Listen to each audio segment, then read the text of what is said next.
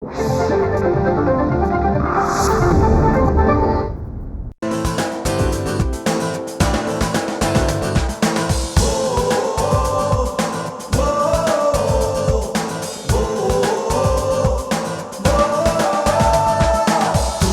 से झुके नहीं, कदम कभी डिगे नहीं।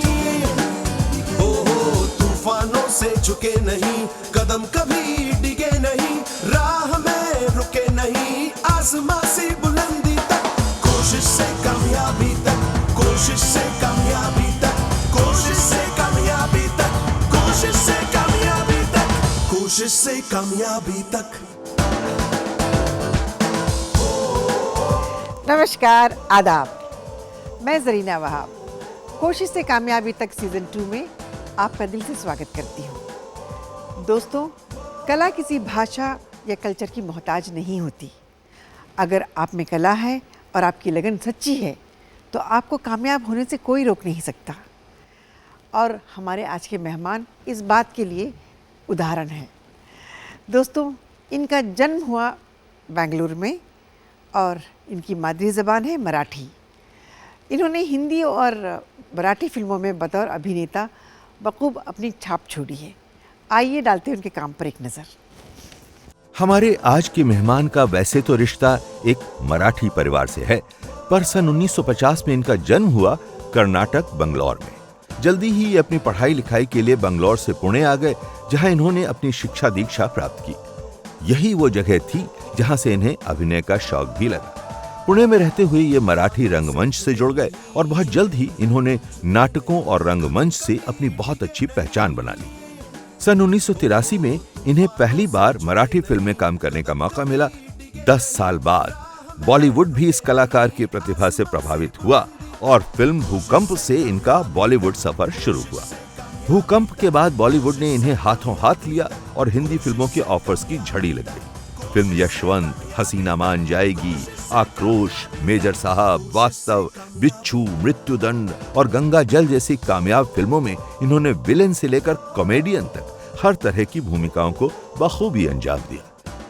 इन्हें इनके बेहतरीन अभिनय के लिए national award, film fair award, screen award और कई स्टेट अवार्ड से भी सम्मानित किया गया है। तो दोस्तों, स्वागत कीजिए हमारे आज के मेहमान, मराठी और हिंदी फिल्मों के जाने माने और बेहतरीन चरित्र अभिनेता मोहन विष्णु जोशी का। दोस्तों, ये थे मोहन जोशी जी, जिन्हें आपने कई फिल्मों में देखा है। चलिए उनका स्वागत करते हैं। Mohan ji, please welcome to our show. नमस्ते, बहुत बहुत शुक्रिया आप हमारे शो में आए। आइए। नमस्ते। मोहन जी, सबसे पहले मैं आपको शुक्रिया अदा करूंगी, आप हमारे शो में आए और बहुत अच्छा लगा आपसे मिलके। आप महाराष्ट्रन हैं, आपका जन्म हुआ बेंगलुरु में। मतलब आप लोग महाराष्ट्र से बिलोंग करते हैं या हम लोग महाराष्ट्र से बिलोंग करते हैं, लेकिन मेरे पिताजी थे जो मिलिट्री में थे, एडमिनिस्ट्रेशन में क्लास 1 ऑफिसर थे। तो उनका जो वर्कशॉप था 512 ये में वर्कशॉप जी, अलग अलग जगह उनकी शाखाएं हैं। जैसे बेंगलोर है, कामठी है, सिकंदराबाद है, पूना में है, इलाहाबाद में है जी। तो पिताजी की ट्रांसफ़र होती थी तो हम लोग उस ट्रांसफ़र के हैसियत से वहाँ पहुँचे थे। बेंगलोर गए थे हम लोग। ओके। तो वहाँ जन्म हुआ सौभाग्य से, और उस वजह से बेंगलोर मुझे बहुत पसंद है। तो वहाँ से हम लोग 4 साल में पूना आ गए 57 में, और पूना में सेटल हो गए फिर। अच्छा, आपके जन्म के बाद सिर्फ 4 साल वहाँ? 4 साल वहाँ थे। ओके। सो यहाँ आने के बाद फिर आप, मतलब आपकी तालीम कहाँ हुई? मतलब 4 साल के थे तो ऑब्वियसली महाराष्ट्र में हुई? हाँ, नेचुरली जो भी था पूना में सब हुआ। स्कूल पूना में हुआ, कॉलेज पूना में हुआ, और बस वही ग्रेजुएशन किया और वही करियर की शुरुआत भी हो गई। ओके। आपकी क्वालिफिकेशन कहाँ तक थी? मैं बीकॉम किया मैंने जी। तो BNCS कॉलेज से। ओके। तो आपको क्या करना चाहते थे आप? एक्चुअली हम लोग मिडिल क्लास के थे, तो होता था उस वक्त ये एक नौकरी कर लो, पकड़ लो बैंक में या कहीं सेटल हो जाओ, वही एक ख्वाहिश होती थी घर वालों की। तो मुझे वो पसंद नहीं था, इसलिए मैंने ज्वाइन किया किर्लोस्कर रॉयल इंजीनियर्स। लेकिन वहाँ क्लार्क था मैं। तो जब नाटक के टूर्स चलते थे तो कंपनी से वार्निंग आ गई और मैंने एक दिन डिसाइड किया कि नौकरी छोड़ना है। वैसे भी करनी नहीं थी मुझे नौकरी, हाँ। और एक दिन नौकरी छोड़ दी मैंने। तो घर वाले प्रॉब्लम में आ गए, तो उन्होंने पूछा कि क्या हुआ भाई, ये शादी हो गई तुम्हारी, अभी ये क्या कर रहे हो तुम? तो मैंने बोला, सोचा मैंने नहीं करनी है मुझे नौकरी, तो मैं अभी प्ले अच्छा चल रहा है मेरा, 2-3 प्ले हैं, तो इसमें कमाई करता हूँ और घर चलाता हूँ। तो बोले वो तो ठीक है, लेकिन वो तो बहुत कम नसीब वालों को मिलता है सक्सेस उसमें। हाँ। तो मैं कॉन्फिडेंट था कि हो सकता है इसमें करियर हो सकता है, लेकिन वो नहीं मान रहे थे। तो नेचुरली उनकी बात माननी पड़ी मुझे। मैं ट्रांसपोर्ट लाइन शुरू की मैंने, वो मैं ड्राइवर बन गया, टेम्पो ट्रक चलाना शुरू किया मैंने। तो यहाँ से मैं सीधा बैंगलोर जाता था, मैसूर जाता था, जी। फिर हैदराबाद जाता था, देवास, कलकत्ता। तो 8 साल हो गए उसमें। हर 2 साल के बाद नई गाड़ी खरीदी मैंने, जी। और 87 में गाड़ी का एक्सीडेंट हो गया। 5 आदमी उसमें मर गए। स्टूडेंट्स थे सब, नींबू बेचने वाले लोग थे, लड़के थे। अरे और तब मैंने दिमाग मेरा सटक गया। मैं बोला ये करना ठीक नहीं है, किसी आदमी की जान चली जाना ये कोई अच्छी बात नहीं है। इसीलिए मैंने वो धंधा बंद कर दिया। ओके। और अचानक मुझे बम्बई से बुलावा आ गया। एक प्ले था थैंक यू मिस्टर ग्लाड, जिसमें एक मशहूर कलाकार थे यशवंत दत्त, उनके साथ मुझे काम करने का मौका मिला। डायरेक्टर भी बहुत मशहूर थे, दिलीप कोल्हटकर। तो मैं बम्बई चला आया। जी, मतलब आपका करियर नाटक से शुरू हुआ? जी, नाटक से शुरू। अच्छा, फिल्मी करियर कैसे शुरू हुआ? 83 में मैं जब कॉलेज में था, तो एक दोस्त था मेरा, रवि नमाडे। तो उनका घराना पुराना फादर जो थे वो फिल्में बनाते थे, तो नेचुरली वो यहाँ तक पहुँच गए, इनके पास पहुँच गई। जी। तो उन्होंने बोला कि मैं एक फिल्म बना रहा हूँ, एक दाव भुतासा, जिसमें अशोक सराफ थे, दिलीप प्रभावकर, रंजना जी, ऐसी टीम थी। सभी सुपरस्टार थे मराठी के उस वक्त के। तो मैंने सोचा कि चलो अच्छा है, विलन का काम मिल रहा है इसमें, तो कर लेते हैं। और लास्ट मोमेंट पे ऐसा हुआ कि वो मेकअप के टाइम पे मुझे बोला गया कि नहीं, आप वो कैरेक्टर नहीं कर रहे हैं, आप ये कैरेक्टर कर रहे हैं, जो बहुत ही छोटा सा कैरेक्टर था। जी। फिर भी मैंने बोला कि ये शुरुआत है तो कर लेते हैं। तो मैंने उस पर काम किया। वो फिल्म बहुत अच्छी चली, अच्छा रिस्पांस था उसको। तो तब से नाम हुआ, और मराठी फिल्म में मैं थोड़ा सा आ गया, एंट्री कर ली मैंने। फिर उसके बाद काफ़ी फिल्में मिली मुझे, खट्याळ सासून, आठासून, जो भी थी मराठी। हाँ। और उसके बाद जब बम्बई आया तो सीरियल का सिलसिला शुरू हुआ। मराठी सीरियल असे पावणे थी, मानसिंह पवार जी ने की थी। वो काफ़ी कुछ मराठी में किया मैंने। लेकिन एक वक्त ऐसा आया कि मैं धनंजय सीरियल कर रहा था। मैं हिंदी फिल्म की एंट्री बता रहा हूँ। धनंजय सीरियल की शूटिंग चल रही थी। तो आसपास इस तरह की बातें होती थी कि फिल्म कर रहे हैं, ये कर रहे हैं, वो कर रहे हैं। गौतम अधिकारी और मार्कंड अधिकारी दोनों ब्रदर्स थे। इसमें अभी दुख की बहुत बड़ी बात है कि गौतम जी अभी नहीं है इस दुनिया में, इंतकाल हुआ उनका। तो वो मेरे गॉडफादर है एक्चुअली। हाँ। वो और उनके भाई मार्कंड जी। तो बातें चलती रही, और फिर मुझे कुछ मालूम नहीं था कि क्या करना है, मुझे कुछ नहीं था, बताया नहीं था मुझे। तो एक दिन मार्कंड जी मुझे बोले कि फिल्म में काम करोगे? मैंने बोला हाँ करूँगा, ना बोलने का सवाल ही नहीं पैदा होता। बिकॉज आपने अभी हिंदी फिल्म है तो बोले विलन का 5वां आदमी है जो यस बॉस बोलता है, वो है। हाँ। ठीक है, वो तो। और मैंने हाँ कह दिया। उसके बाद 2-3 दिन गए, और एक अचानक आया कि तुम्हारा फोटो सेशन करना है। तो मैंने बोला किस लिए? तो मेन विलन के लिए। तो उसमें जीतू जी थे, राहुल रॉय जी थे, ममता कुलकर्णी जी थी। और तो मुझे 2-3 दिन शेव ना करने के लिए बोला, बाल काट दिए मेरे, और टीका लगाया। तो बहुत भयानक चेहरा हो गया। जगदीश माली जी के पास फोटो सेशन हुआ मेरा। और जब फोटो आए तो मैंने देखा कि मुझे बड़ा अजीब सा लगा कि यार मेरा चेहरा ऐसे भी दिखता है। क्योंकि बाल नहीं थे ना ऊपर, ग्रास कट था। तो उन्होंने सिलेक्ट किया कि बस यही चाहिए मुझे जी। और वो जो कैरेक्टर था वो सातारा का, यानी मराठी हिंदी कॉमन था। हाँ। तो हिंदी भाषा कौन का सी फिल्म प्रॉब्लम, थी ये? ये भूकंप। भूकंप, ओके। भूकंप फिल्म थी। हाँ। और उसका नाम था दया पाटिल। पाटिल बोल तो मराठी। जी। तो मैंने हाँ कर दिया, उन्होंने भी हाँ कर दिया और शूटिंग शुरू हुई। उस वक्त मुझे पता नहीं चला कि हिंदी अच्छी होनी चाहिए या जो भी चल रहा था। हाँ।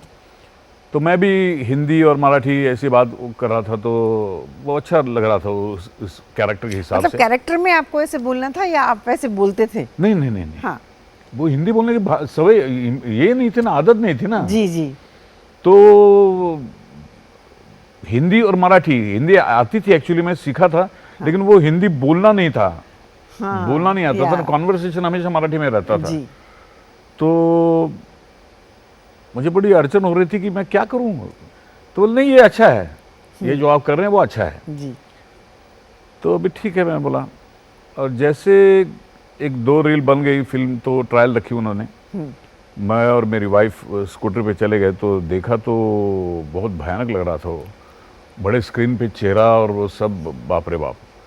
और तब मुझे पता चला कि ये कुछ है, इसमें कुछ दम है।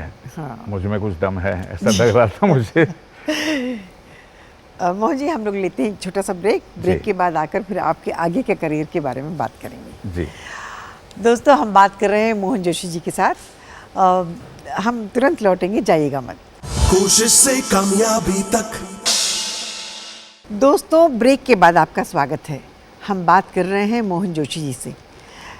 हाँ मोहन जी, तो आप ये बताइए, मराठी फिल्मों में तो आपने काम किया है, उसके बाद आपकी पहली फिल्म भूकंप हिंदी में।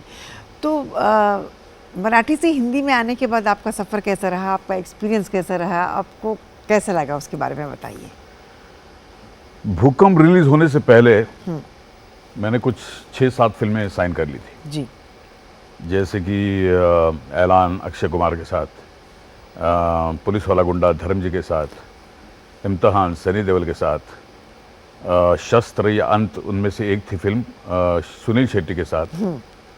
और 1-2 फिल्में थी शायद, हिम्मत नहीं, इम्तिहान, सैफ अली और सनी देओल। तो वो एक मुझे अच्छा लग रहा था कि जिनके साथ काम करने का एक शौक था, इच्छा थी, उनके साथ मैं काम कर रहा हूँ। जैसे धर्म जी का मैं बहुत बड़ा फ़ैन हूँ। मैंने तभी डिसाइड कर लिया था कि इन चारों के साथ मुझे काम करना है। Rajesh Khanna sir, Amitabh sir, Dharamji sir और माधुरी दीक्षित जी। ओके। और मेरा नसीब इतना अच्छा है कि चारों के साथ मैंने काम किया। तो मैं हवा में उड़ रहा था उस वक्त, जैसे कि मेरे पैर ज़मीन पे थे ही नहीं। जो एक अचीवमेंट होती है ना, उसकी एक जो खुशबू होती है, वो हाँ, वो एंजॉय कर रहा था मैं। जी। और बहुत अच्छा लग रहा था। एक घर लेने का सपना था पूना में, अपना बम्बई में, तो वो भी पूरा हो गया। और किसी ने कहा था कि बम्बई में घर नहीं होगा तुम्हारा, तो घर वाले भी नाराज़ थे कि नहीं होगा तो क्यों जा रहा है बम्बई। हाँ। तो मैंने वो भी करके दिखाया कि नहीं, घर हुआ है मेरा। और सब इच्छाएं पूरी हो गई मेरी, जितना भी था वो सब पूरा हो गया। हाँ, बॉम्बे में जब आप आए थे, गिरगांव में यू यूज्ड टू स्टे? पहले तो मैं रविंद्र नाट्य मंदिर में ठहरा था, जहाँ बाहर वाले लोग रहते हैं, वहाँ जी। हॉस्टल जैसा था वो। हाँ। तो वहाँ कुछ 6-7 महीने रहा। उसके बाद गिरगांव में चला गया, वहाँ पेइंग गेस्ट करके रहा मैं। जी। उनका नाम घरपुरे था, जो आकाशवाणी में, पुणे आकाशवाणी में मेरे दोस्त बने थे। ओके। तो उनके घर में 1 साल तक रहा। और घर जैसा माहौल था वहाँ। भाभी जी थी, बच्चे थे उनके। वो घरपुरे मेरा दोस्त था। तो प्ले खत्म होने के बाद जब जाता था तो घर में गरम गरम खाना मिलता था, यहाँ भी गरम गरम खाना मिलता था, भाभी जी करके रखती थी। ओके। तो वो भी टाइम अच्छा गया मेरा। हाँ। उसके बाद मैं चेंबूर में आया रहने के लिए। अच्छा, चेंबूर में आने से पहले आपकी फैमिली वाज इन पुणे? सब पुणे में थे। सब पुणे में ही थे। जी जी जी। अच्छा। 2-2.5 साल पुणे में थे। मैं पूरा इंतजाम करके आया था कि 2 साल रहो यहाँ, अगर नहीं कुछ हो गया तो मैं सीधा चलाऊंगा वापस। हाँ। और फिर पुणे में देखते हैं कुछ जो भी होगा वो। लेकिन अच्छा हुआ यहाँ काम, तो मैं फैमिली को बुलाया यहाँ रहने के लिए। तो मेरे भाई का फ्लैट था चेंबूर में, तो वो रेंटल बेसिस पे लिया मैंने। तो 5 साल वहीं रहे हम लोग। बच्चों की एडमिशन कर ली मैंने और बस सेटल हुआ। चेंबूर में जब था तब ये भूकंप की शुरुआत हुई थी, शायद बातें हो रही थी, और जब शेरे पंजाब में आया तो भूकंप की शुरुआत हुई। तो शेरे पंजाब में रीमा जी के फ्लैट में रहता था मैं, और अच्छा। बड़ा अच्छा सक्सेस मिला वहाँ मुझे, सुकून मिला और पैसा भी मिला, नाम शोहरत सब कुछ मिला वहाँ। एक घर होता है ना, लकी घर, जैसा वो घर हाँ, था। बिल्कुल। जी, कुछ जगह अजीत बहुत तो लकी अच्छा नहीं होती है। वहाँ रहते थे पहले। तो अच्छा, उनका घर भी- को लेके जो बात हो रही है, मैंने सुना है कहीं आपने 15 लाख या कुछ ऐसे कहीं आपके आपको जी, धोखा जी, दिया जी। गया था, उसके बारे में जी, बताइए। एक्चुअली it's a मैं bad, पैसा इकट्ठा कर रहा था, जी। तो बैंक में रखे मैंने पूना में, और अचानक एक दिन पासबुक फिल करने के लिए गया तो माइनस बैलेंस आ गया। हाँ मैं बोला ये कैसे हुआ, ये तो नहीं है। हाँ तो नहीं, बोले क्या हुआ, हमारे जो पहले मैनेजर थे उन्होंने आपका सिग्नेचर किया, फ्रॉड सिग्नेचर, हाँ। और वो पैसा निकाल के इंटरेस्ट पे दे दिया बाहर। ऐसा भी होता है बैंक में। आई कांट तो बिलीव। कौन सा ये- बैंक था ये? ये था अभी। एनीवे, जाने दीजिए। लेकिन फिर वापस मिले कि नहीं? नहीं, एक्चुअली मेरा नसीब अच्छा था कि उन्होंने वापस लाया वो वहाँ से, Oh, और you're very वहाँ भर lucky in दिया। that way, हाँ। तो नेक्स्ट पासबुक में 15 लाख का एंट्री हो गया। एंट्री हो गया था। तो मैं मतलब सबसे, shocking। हाँ, it is very shocking, very shocking. Bank में अगर ऐसी बैंक चीजें वाले होती है, अगर आपका दस्तखत और वो मैं करते हैं- मैनेजर जिसके पास मैंने पैसा दिया था, हाँ, उन्होंने ही फ्रॉड सिग्नेचर किया और वही सब हुआ। और वो उसी बैंक में काम कर रहे थे हाँ, कि उसी निकल बैंक में चुके? काम कर रहे थे वो। मैं हमेशा जाके पूरे बंडल के बंडल मेरे पास देता था, हाँ। और वो गिन के लेते थे, वो भरते थे। चलो, शुक्र हाँ, है, शुक्र है भगवान का, तो मिल गया। हो गया, मिल गया पैसा। That's true। फिर उसके बाद आपने अपना घर ले लिया। जी, मैंने बम्बई में अपना घर ले लिया। अभी पूना में भी घर है, बम्बई में घर है सर। हाँ, और धर्म जी के साथ काम करने का मौके के हाँ, बारे में ये बताइए। एक बड़ा इंसिडेंट है कि वो पुलिस वाला गुंडा जिसका नाम है, जी। मुझे उसमें भोजपुरी बोलना था या बिहारी बोलना था मुझे। तो अनिल शर्मा जी प्रोड्यूसर थे, तो उनके घर में मेरा इंटरव्यू हुआ। तो उन्होंने एक सीन दिया मुझे कि ये करके दिखाओ, नहीं कि घर में सीन कर रहे थे हम लोग। हाँ। तो मैं कोशिश बहुत कर रहा था, लेकिन वो जम नहीं रहा था। अचानक वो एक वहीं के आर्टिस्ट है जो एनएसडी के पहले बैच के स्टूडेंट थे वो, तो उन्होंने मुझे अंदर बुलाया, वो लेके गए मुझे, और उनका इसका उच्चारण ऐसा होता है, ये बोलिए आप, ऐसा अच्छा। बोलिए, ऐसा करिए। तो टैक्सी वालों से बात करते करते मुझे वो थोड़ा सा याद था किस तरह टोनिंग होता है, क्या होता है। तो ये अचानक मुझे हेल्प मिल गई, तो मैंने शुरू किया, मैंने सीन करके दिखाया, तो अनिल जी खुश हो गए, बोले हो सकता है आपसे। और फिर सेट पे गए, सेट पे गए तो धर्म जी सामने आ गए। तो सेट पे मुझे बुलाया गया, तो मैं गया, तो धर्म जी बाद में आए, और धर्म जी सामने आए, डायलॉग थे हमारे दोनों के, तो उन्होंने अपना डायलॉग बोल दिया, और मेरा डायलॉग था, मैं चेहरा देख के भूल गया डायलॉग, और शॉर्टकट हुआ। हाँ। तो पप्पू जी बोले कि मोहन जी क्या हुआ, तो मैं कुछ बोल नहीं पाया कि चेहरा देख के गप हो गया, चुप हो गया मैं। तो उन्होंने बोला नहीं नहीं आप बोलिए, आप बोलिए। मैं बोला थोड़ा सा डर हो गया, डर आ गया मुझे। तो नहीं डरो मत, करिए आप। तब जाके मैं जो डायलॉग था बोल पाया। लेकिन वो आज भी मुझे याद है कि धर्म जी को सामने देख के मैं तो हैरान हो गया, दंग हो गया। मैं फ़ैन था बहुत पहले से, और फूल और पत्थर से, या उससे पहले भी। आपने बताया उनको कि आप उनके कितने बड़े जी फैन हैं? जी, मैंने बताया।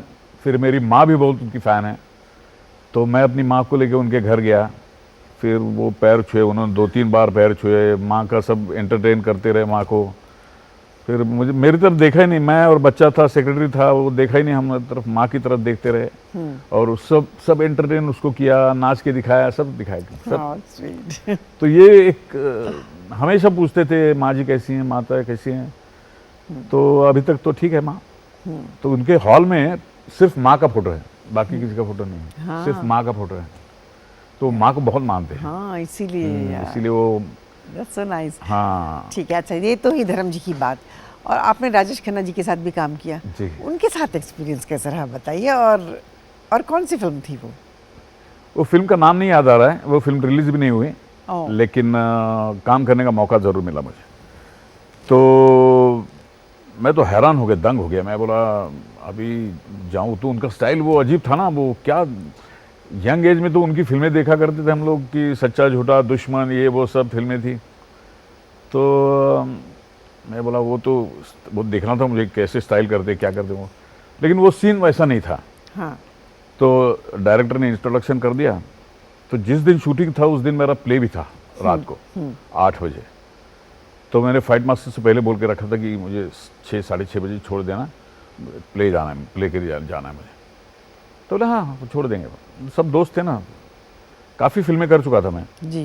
तो वो बातें रहती थी, करते रहते थे हम लोग कि नाटक में काम करता हूँ, ये सबको मालूम था। तो उस हिसाब से हो गया, बोले 6 बजे छोड़ता हूँ आपको।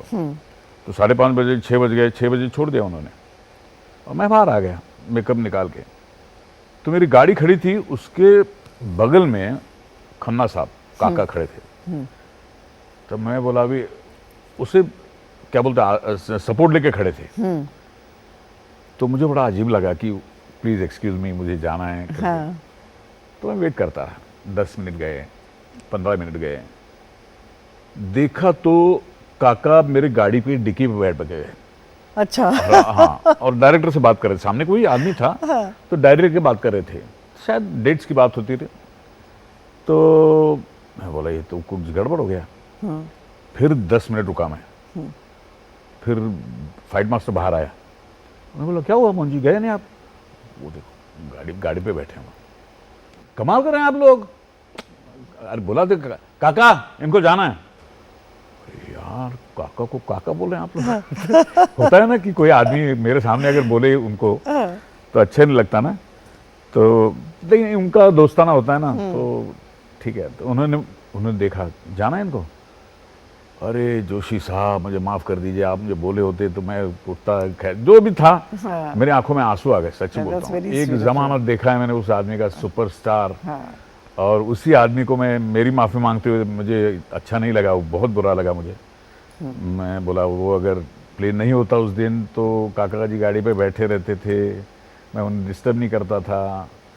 और मेरी गाड़ी का सौभाग्य है कि काका जी बैठ गए गाड़ी पे। मतलब आपका ये सोचना कितना बहुत प्यारा ही गलत लगा gesture है मुझे कि आपका उन्होंने ये मेरी सोचना। माफ़ी मांगी, मुझे ये कहा वो कहा। तो मेरी आंखों में आंसू आ गए। मैं उस दिन बहुत अच्छा लगा सुनकर। मोहन जी हम लोग लेते हैं एक छोटा सा ब्रेक के बाद हम बातें करेंगे लेजेंड के बारे में। दोस्तों हम ले रहे हैं एक छोटा सा ब्रेक के बाद वापस आएंगे और मोहन जी से मज़ेदार बातें और सुनेंगे। कोशिश से कामयाबी तक। दोस्तों ब्रेक के बाद फिर से आपका स्वागत है। हम बात कर रहे हैं मोहन जोशी जी के साथ। मोहन जी आपने तो अमित जी के साथ काम किया है, उनके साथ एक्सपीरियंस कैसा रहा बताइए। तभी एबीसीएल की शुरुआत हुई थी और पहली फिल्म में उन्होंने डिक्लेयर की थी मेजर साहब। तो काफ़ी फिल्में हो चुकी थी मेरी, मैं इंडस्ट्री में ठीक ठाक था। तो बिहार में डबिंग कर रहा था मैं। तो डबिंग करते वक्त मूड होता है ना एक कि चल रहा है तो चल रहा है, कोई रोकेगा नहीं। उस हिसाब से मेरा डबिंग चल रहा था। पीछे से अचानक केबिन से आवाज़ आई कि पैकअप। हाँ। तो मैं दिमाग घूम गया, मैं बोला किसने बोला पैकअप? तो मैं गुस्से से पीछे देखा तो हमेशा वो लोग थे। तो उन्होंने वो समझ लिया कि चल गए साहब। तो उन्होंने सॉरी सर, वो अमित जी आने वाले, उनका डबिंग का टाइम है 9 बजे, वो आएंगे टाइम पे तो आपको पैकअप कर दिया। मैं बोला अमित जी आ रहे हैं? मैं बोला चलो मैं ठीक है कोई बात नहीं, कोई बात नहीं। पैकअप। तो मैं बाहर निकला, बाहर सेक्रेटरी खड़ा था। तो भूपी जी से मैंने बोला कि भूपी जी वो इंट्रोडक्शन करवा दीजिए ना, वैसे काम कर रहे हैं हम लोग, मेजर साहब साइन किए अभी। तो हाँ हो जाएगा वो। तो उनका सेक्रेटरी था वाघ, तो वो मराठी था। तो उन्होंने बोला हाँ हो जाएगा वो, कर दें। 9 बजे साहब की गाड़ी आई, वो शॉल वॉल पहन के, जो मैं पहली बार देख रहा था अमिताभ बच्चन को और बच्चन जी को। और जैसे हम लोग कॉमन मैन रहते तो सिंगल नाम से बोलते हैं ना, अमिताभ बच्चन, राजेश खन्ना, तो उस हिसाब से मैं बोला। लेकिन सामने देखा तो बच्चन जी हो गए। और फिर बच्चन जी आए, चलते चलते सामने गए तो फिर इन्होंने बोला कि सर ये मोहन जोशी जी हैं, हमने मेजर साहब ने साइन किया है को और मेन विलन का रोल कर रहे हैं। अच्छा तो हम आपके साथ काम करेंगे। शेखन करते वक्त मुझे कुछ पता नहीं चला। वो क्या बोलते हैं, हिप्नोटाइज हो गया मैं। हाथ थरथरने लगे, प्रॉब्लम हो गया हाथ को, पसीना छूट गया। तो लेकिन वो सेंटेंस दिमाग में घूम गया मेरा, अभी हम आपके साथ काम करेंगे। तो मैं तो एक छोटा आदमी था उनके सामने, तो वो चले गए। मैं सेक्रेटरी से पूछा कि ऐसा कैसे कहा उन्होंने, अभी हम आपके साथ काम करेंगे। हाँ ठीक कहा उन्होंने, इसका मतलब ऐसा है कि इनका इतना बुरा टाइम आ गया है मोहन जोशी के साथ काम करने का। हाँ तो बोले ऐसा नहीं है, वो आपको इज्जत दे रहे हैं, हाँ आपका नाम लेके बोल रहे हैं कि मैं आपके साथ काम करूंगा। वो होता है ना कि मोहन जी ने मेरे साथ काम किया, हाँ। वो नहीं है, वो मैं आपके साथ काम करूंगा। तो एक इज्जत देने की बात जो थी ना, वो मुझे उस वक्त पता चला कि इस तरह से इज्जत देते हैं एक दूसरे को। उनका एक और इंसिडेंट है जो दिमाग में बैठा हुआ है। हम लोग फिल्मिस्तान में ऐसे बैठे थे सब, हाफ सर्कल, जिसमें अमित जी बीच में बैठे थे, और सामने से अरुणा जी आए, अरुणा ईरानी जी। तो फिल्मिस्तान में तो सब कलाकार घूमते रहते हैं यहाँ से वहाँ, तो अमित जी ने उनको देखा और खड़े हो गए। अमित जी खड़े हो गए तो सब खड़े हो गए। तो देखा तो उन्होंने बुलाया, उनको चेयर ऑफर किया, उनको बिठाया। तो ये मैं सीखा उनसे कि एक औरत की इज्जत क्या होती है, इज्जत किस तरह से पेश आते हैं उनके जी। साथ। तो ये बहुत बड़े, उनकी पहली हीरोइन थी ना, क्या बॉम्बे टू गोवा, हाँ, वहाँ अरुणा जी। हीरोइन थी ना। तो वो इज्जत देते वक्त मैंने देखा, और मैं नहीं, इस बात के लिए मैं बिल्कुल आपसे सहमत हूँ, क्योंकि अरुणा जी तो बहुत बड़ी कलाकार great हैं। actress है। मैं भी कभी अगर उनके घर चली जाऊँ, मुझे देखकर खड़े हो जाते हैं। आई मीन ये इनके कल्चर की बात है। जी जी जी, बहुत संस्कार जो होते हैं ना, वो तो दिखते ही दिखते हैं। हाँ, दिवाली थी या कोई फंक्शन था उनके घर में, तो मैं गई थी, और मैं शशि जी की बहुत बड़ी फ़ैन। मतलब जब मैं स्कूल में थी, मेरे सारे स्कूल की किताबों के कवर पे मैं शशि जी का वो उनका फेस कवर पे आए, मैं ऐसा उसका वो कवर लगा के जाती थी। तो शशि जी को मैंने देखा अम्मी जी के घर पे, तो I lost my heartbeat. तो फिर देख के दोनों खड़े हो गए, फिर बिठाया मुझे, फिर चाय ऑफ़र किया। मैं शशि जी के सामने तो पी नहीं पा रही थी।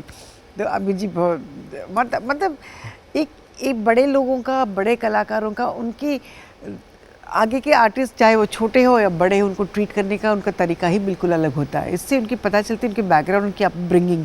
ये एक लेसन है जो हम हर आर्टिस्ट को या हर इंसान को सीखना बहुत ज़रूरी है उनसे। बिल्कुल। अच्छा, आपने प्रकाश झा जी के साथ भी बहुत काम किया है जी, तो उसके बारे में बताइए, प्रकाश झा जी के बारे में। मृत्युदंड के लिए मेरे पास आए प्रकाश जी, और हम सन एंड शान में बैठे थे, तो उन्होंने स्क्रिप्ट पढ़ लिया, पूरा स्क्रिप्ट पढ़ा है। तो उसके बाद मुझे बताया कि आप ये रोल करने वाले हैं। तो नाम तो सुना था मैंने इनका कि नेशनल अवार्ड है इनके पास 5-6, तो स्क्रिप्ट तो बहुत अच्छा था, इसमें कोई शक नहीं। लेकिन बाकी कलाकारों का नाम नहीं ले रहे थे वो। तो मैंने पूछा कि ये मेन लीड कौन कर रहा है, तो आयुब खान का नाम बताया। फिर ये दूसरी कौन कर रहा है, तो माधुरी दीक्षित। तो मैं चौंक गया, मैं बोला अरे बाप रे, इसमें रोल है अपना, कर सकते हैं हम लोग। तीसरा कौन है, शिल्पा शिरोडकर, अमरीश पुरी, अपना ओम पुरी, मोहन आगाशे। तो मैं बोला माहौल तो अच्छा है, हाँ। करते हैं। तो उनका एक अलग सिस्टम है, वो नाटक जैसा होता है कि आज का पूरा जो दिन होता है, जो शूटिंग करने वाले हैं उसका पूरा रिहर्सल करते हैं, बाकायदा पूरा रिहर्सल करते हैं, वो करवाते हैं और फिर हाँ। शूटिंग करते हैं वो। तो माधुरी जी के साथ वो एक शॉट था, जो मैं उनके पास जाता हूँ, फिर बोलता हूँ, कुछ डायलॉग है उसमें। तो जब पास गया तो मुझे लगा कि मैं उस वक्त मैं स्मोकिंग कर रहा था। तो मैं बोला कहीं ये बदबू तो जाएगी नहीं, कुछ नहीं हुआ। मैं गया, मुंह धो के आया, फिर कॉन्शियस हो गया मैं, फिर दूर खड़ा रहा मैं। तो प्रकाश जी भड़क गए, क्या दूर क्या खड़ा तू नच गया ना। सर आता हूँ, लेकिन वो डर गया था ना मैं, हाँ। कि अगर पास जाऊँ तो उन्हें अच्छा लगेगा नहीं लगेगा। तो तब नया था मैं, तो आया मैं नज़दीक और डायलॉग बोल दिया मैंने। तो उन्होंने देखा मुझे, और वो सेटिस्फैक्शन का एक्सप्रेशन होता है, वो था उनके चेहरे पे कि अच्छा काम किया उसने। ठीक है, तो मैंने प्रकाश जी से जाकर पूछा, मैं प्रकाश जी सब ठीक हुआ ना। बोला हाँ सब ठीक हुआ है, कुछ प्रॉब्लम नहीं है। वैसे शूटिंग होती रही और उसके बाद जब एंड हुआ फिल्म का तो प्रकाश जी मुझे बोले मोहन तुझे नेशनल अवार्ड मिलने वाला है इसका। तो उस हिसाब से वो तारीफ उन्होंने की कि नेशनल अवार्ड तक जाएगा तू।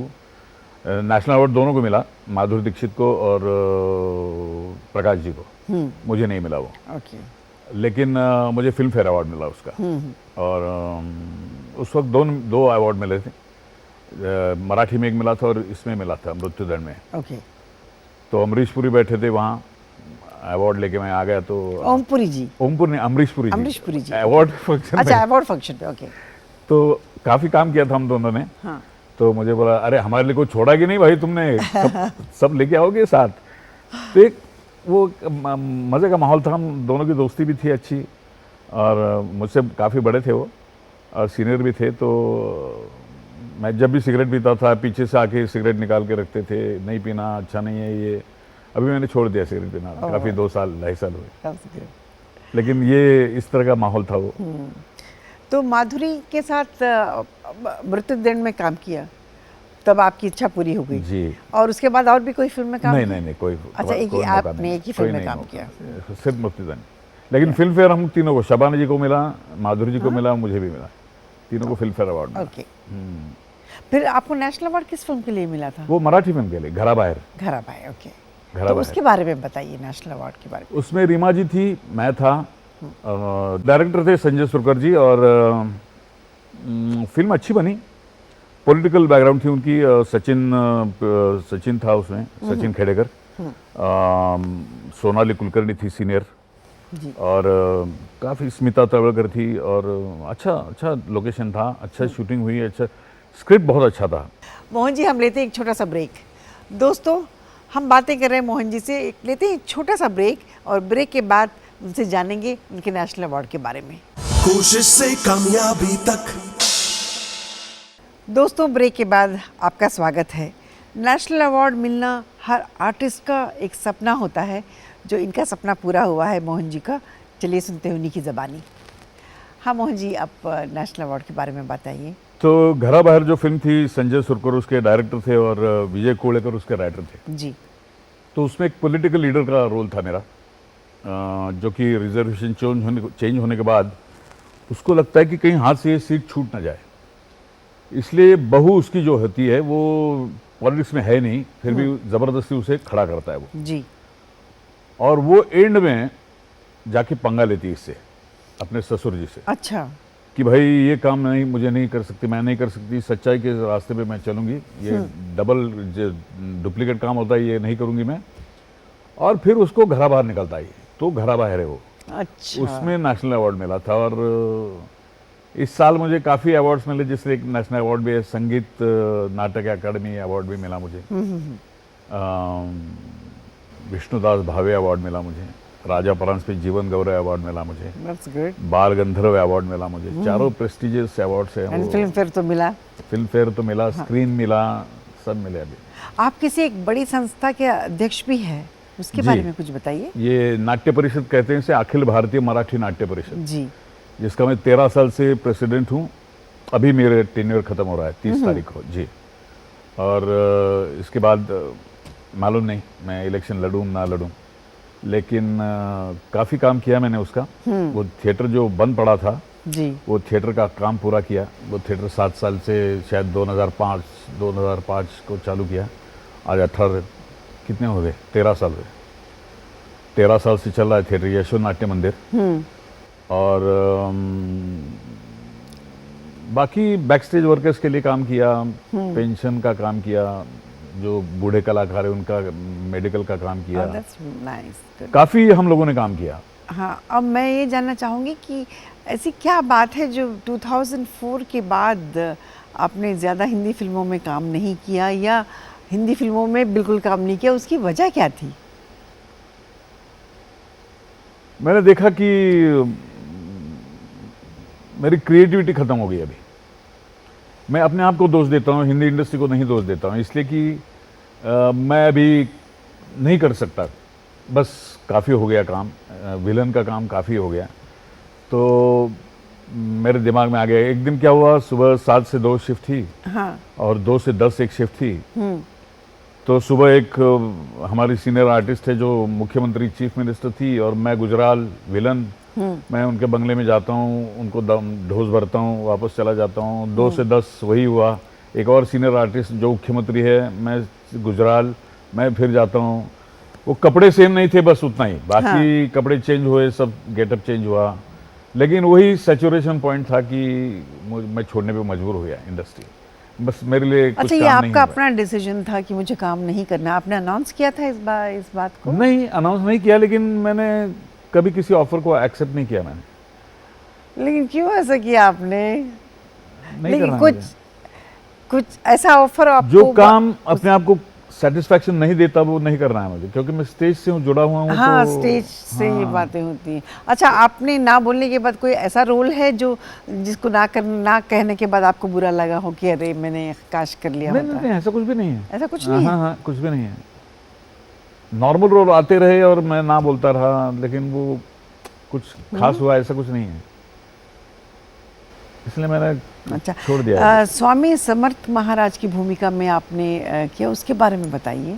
स्वामी समर्थ महाराज तो महाराष्ट्र के, ऑल ओवर इंडिया के बहुत बड़े संत हैं जी, जिनके फॉलोअर्स लाखों करोड़ों में हैं। तरडे साहब मेरे घर पे आए एक दिन। तरडे और कुलकर्णी दोनों प्रोड्यूसर थे, डायरेक्टर थे। हाँ। तो उन्होंने मुझे बोला कि आपको स्वामी समर्थ का रोल करना है। तो मैं बोला ये कहीं मजाक तो नहीं कर रहे मेरा? हाँ। मैं बोला ऐसे कैसे मैं करूं? वो तो बहुत बड़े इंसान हैं, बहुत संत है, काफ़ी भक्त है उनके। तो बोले नहीं, आप ही को करना है, आप ही को करना है वो। मैं बोला क्यों?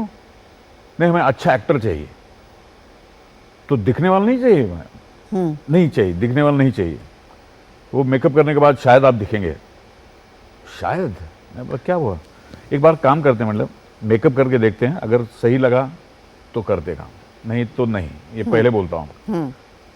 तो एक ट्रायल हुआ, दूसरा ट्रायल हुआ, काफ़ी कुछ क्लोज आ गया मैं स्वामी समर्थ के पास, समर्थ जी के पास। और लास्ट वाला मेकअप जो उसने किया, तो मैंने ठान लिया कि ये करना ही करना है, ये रोल करना ही करना है, छोड़ना नहीं इसको। तो फिर उसके बाद मैंने ग्रास कट किया, वो कान लगाए, सब मेकअप, नाक लगाया। 3-3.5 घंटे लगते थे वो मेकअप करने के लिए। तो उसके बाद मैंने फ़ोटो निकाले, तो परफेक्ट मैच हो गया। मैच हो गया तो कुछ 90 का 19-20 हो गया। तो मैंने बोला हाँ करूँगा मैं रोल। अब मैं रोल किया। 15,000 लोग थे वहाँ। एक्चुअली स्वामी के भक्त जो है वो त्र्यंबकेश्वर में रहते हैं, उनके क्या कहते हैं वो वंशज जो है जी, वो वहाँ रहते, मोरे नाम है उनका। तो उनके यहाँ 15,000 भक्त आ गए थे, उनके सामने मुहूर्त हुआ और ये बड़ा तामझाम हुआ। और फिल्म भी बहुत अच्छी चली, पूरे महाराष्ट्र में अच्छी चली, बाहर भी अच्छी चली, सब जगह। और आपने संत गाडगे महाराज की भी भूमिका निभाई थी। जी, वो भी तो किया। उसके लिए जब आप करते हैं तो पूरी तरह से इन्वॉल्व हो जाते हैं आप, क्योंकि थिएटर के हैं तो थिएटर के ज़्यादातर मैंने देखा वो बहुत ही कैरेक्टर में वो लैंग्वेज वहाँ की थी ना, विदर्भियन थी, तो वो प्रॉम्प्टिंग पे करता था मैं। अच्छा, हाँ। तो लैंग्वेज कैसी लैंग्वेज बोलते थे वो लोग?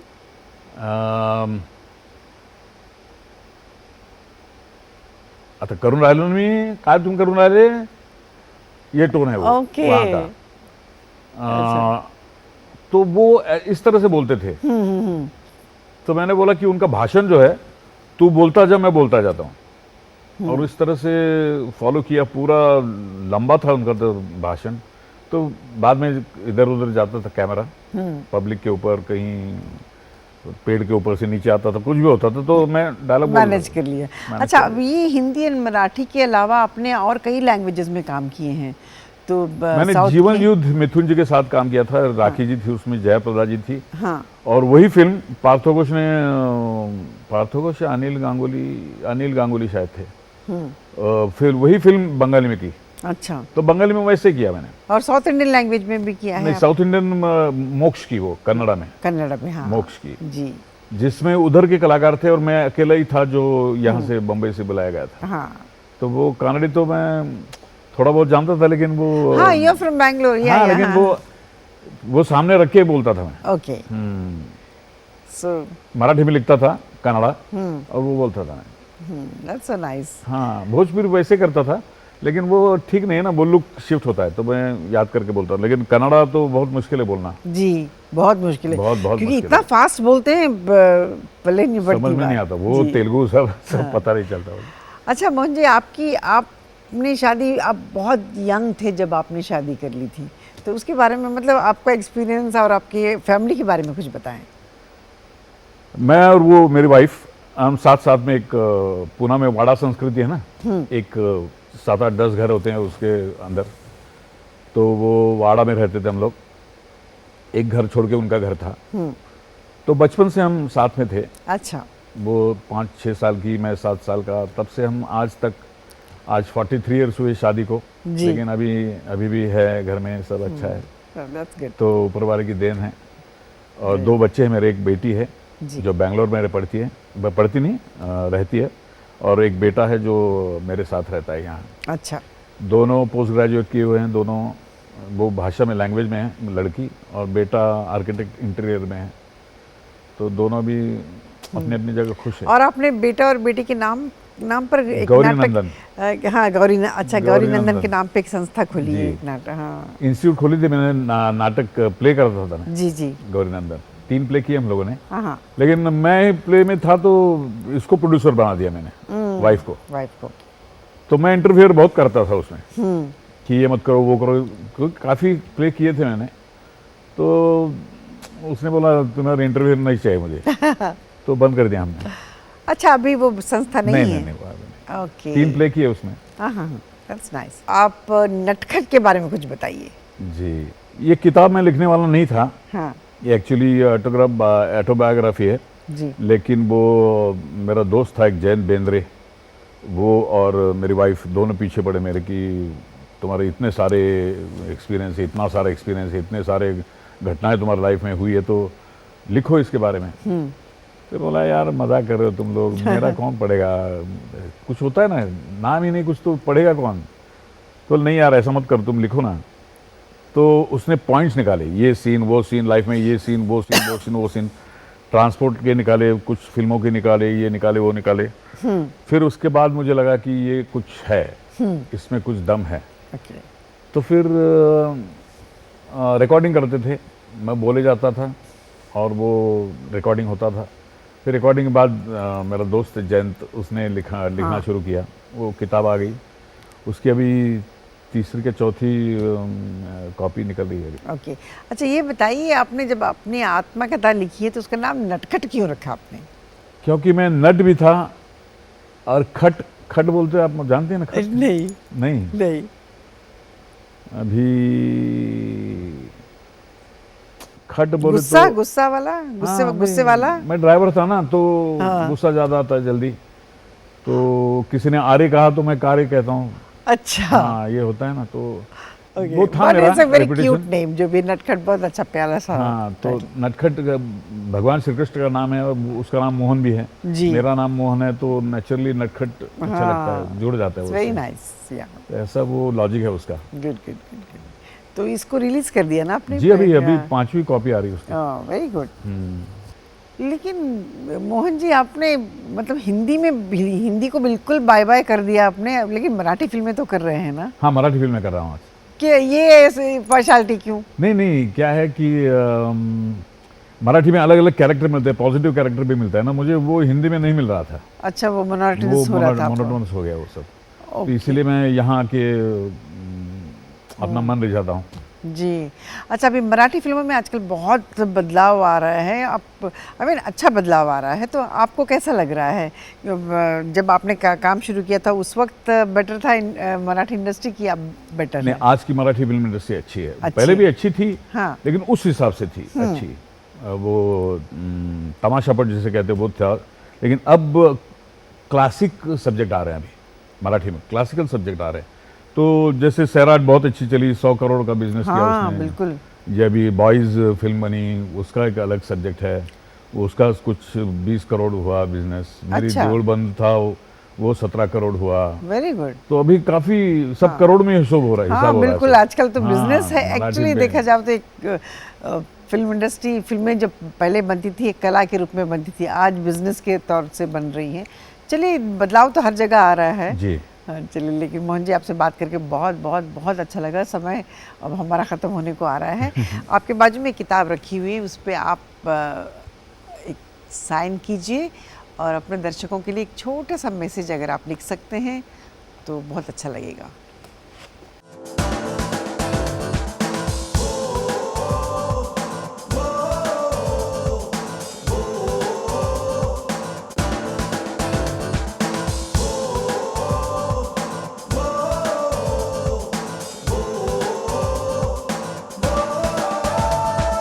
तूफानों से झुके नहीं, कदम कभी डिगे नहीं।